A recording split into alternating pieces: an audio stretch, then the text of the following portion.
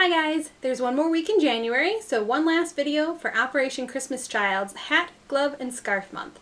Now, you may not be able to fit a full-size hat or scarf into your shoebox, especially if you're using a smaller box or one of the pre-printed ones, but fear not, there is another option. Fleece earmuffs.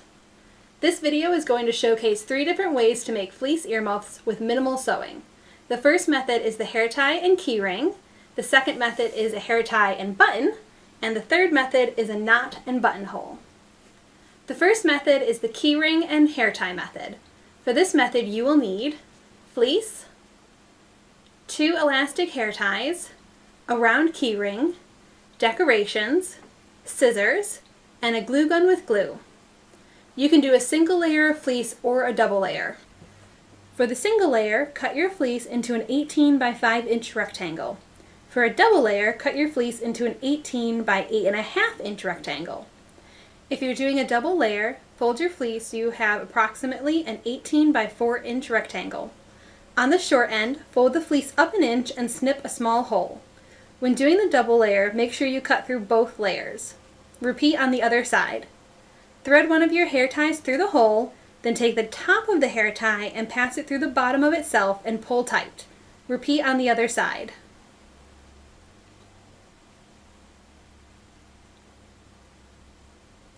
Now you should have a length of fleece with 2 hair ties tied on the end.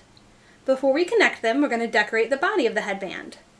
You can use fleece scraps cut into geometric shapes, flowers, pom-poms, buttons, pieces of felt, patches, or bows. I'm hot gluing them on, but if you want, you can hand sew them on too. That's fine.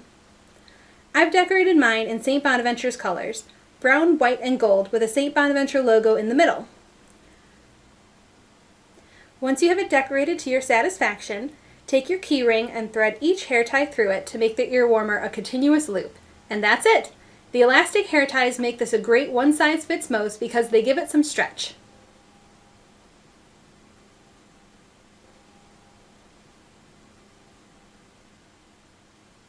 The second method uses a hair tie and a button as the closers.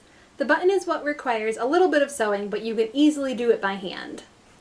So for this method you will need fleece and decorations, an elastic hairband and a button, scissors, thread and a needle, and a glue gun with glue.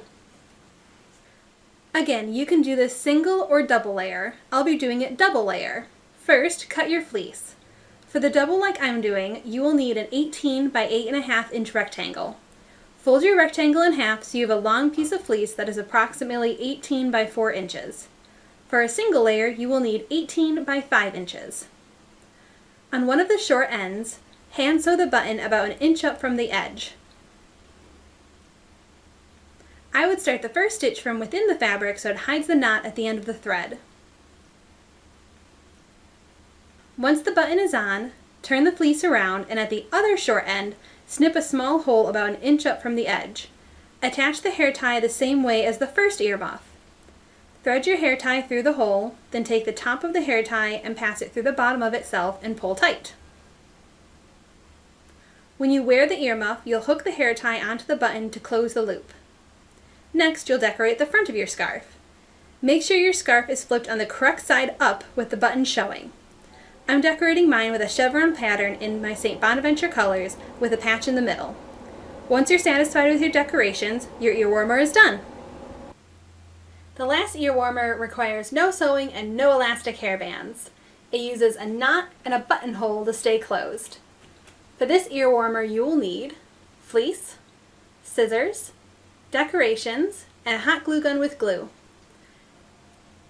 Cut your fleece to a 32 by 8.5 inch rectangle and fold in half so you have one long, thin rectangle of fleece. Measure 24 inches into the fleece and cut a downward curve, stopping about an inch from the bottom. At this point, you should have a rectangle of fleece that tapers off to an inch at one end. This is the basic body of your ear muff. To make the closing parts, you will need to snip a little slit on the non-tapered short end. To do this, fold your fleece up and snip a 1/2 inch slit. When it opens up, the slit will be an inch. I think it looks nice to round an edge near the slit and glue the 2 layers together near the edge. At the tapered end, tie a double knot at the beginning of the tapered area.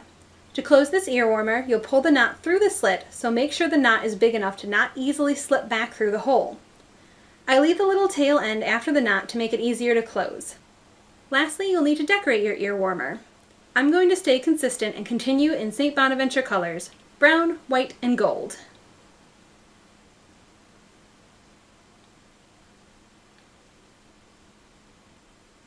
Once you're done decorating, you're done!